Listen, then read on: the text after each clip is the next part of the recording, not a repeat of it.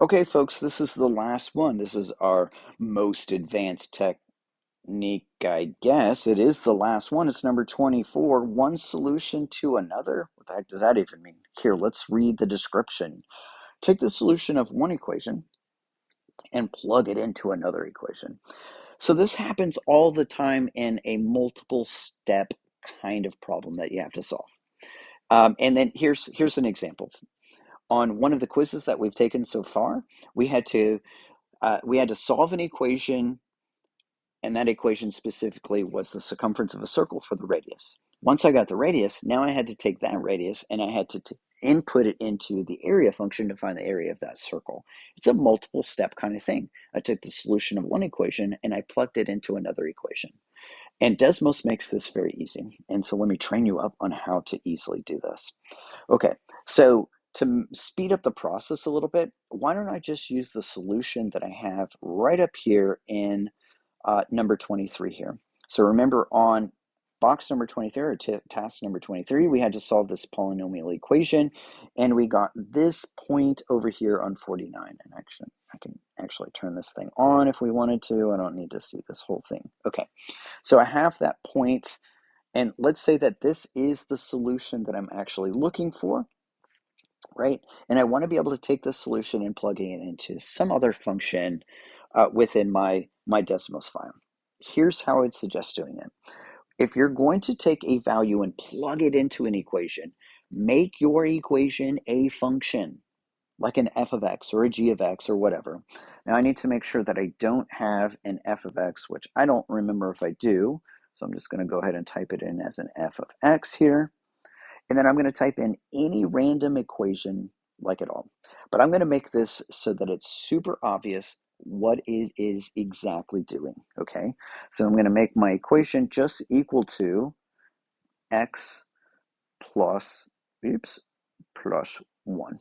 So whatever I stick in here, it's just going to be 1 bigger whenever it gets spit out. And I'm doing that just so that you can see very clearly that it's doing exactly what we expect it to do, okay? Now, what I want to do is I want to be able to pull this solution that's in box number 49 and plug it in for x. Well, right now that doesn't really make any sense at all. And the reason why it doesn't is because that's an ordered pair. I can't pull an ordered pair and put it where a singular x value goes. I want just the x value for this point. And so let me show you how you can get just the x value from the point. If you go right up to the front of this thing, put your cursor in front of the parentheses, you can store this point as some named point. And we ordinarily use like capital letters for this. So I'm going to call this thing point R, let's say. So capital letter R, and then make this thing equal to our point. And so what I just did is I stored the ordered pair as the letter R.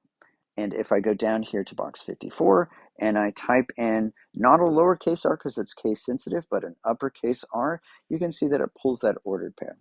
But again, that's kind of a problem because I don't want the entire ordered pair. I just want the x value of this thing. So to get the x value, it's fairly simple. All you have to do is type in a dot and an x right after the name of your point. And notice that it just pulled the x value from that point. If I go back here and I delete out the dot x and make it a dot y instead, it gives me the y value for that ordered pair. This is a very handy thing. If I import a point from from the actual graph, then I can actually do algebra and substitution with the numbers that are pulled from the graph. Okay.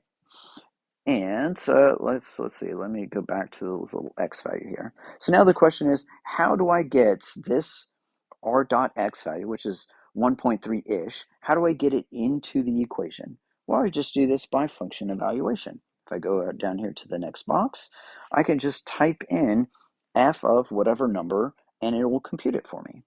So I'm going to use my f parentheses, and inside of the parentheses, I'm going to put the x value, which is stored as r dot x. So capital R, put a little dot.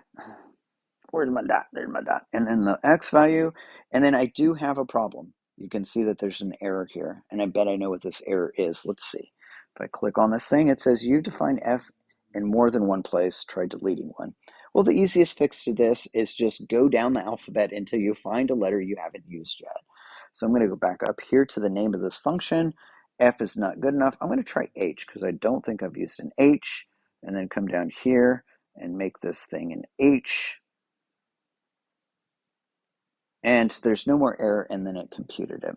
Okay, so again, the whole entire reason why on box 53 I chose to do just x plus 1, so that you can see that what it did in Desmos is that it just added 1 to my x value. So now compare these two guys right here, the box 54 and the box 55. Can't you see that all it did was add 1 to it?